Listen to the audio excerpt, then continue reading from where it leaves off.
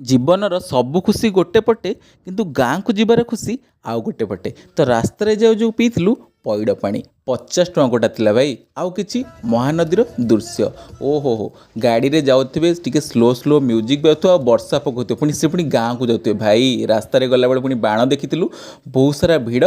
ବାଣ କିଣିକି ନେଇକି ଆସିଥିଲୁ, କିନ୍ତୁ ଟେଷ୍ଟ କରିକି ବାଣ ଜଳୁଛି ନା ନାହିଁ କାଳେ ଆମେ ଠକି ନ ଯାଉ।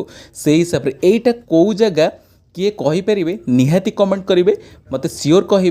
तो तापर आसी आम सीधा खाइबा को आम मगेलु ये 3टा थाली, गोटे मगेलु मशरूम थाली, गोटे मगेलु पनीर थाली।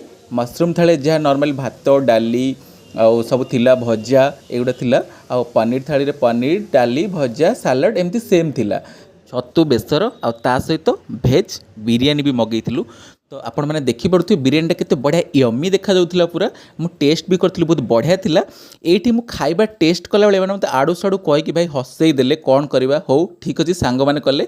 तो समस्त को हाफी दिवाली पहुंच जाइथिलु गाँ रे।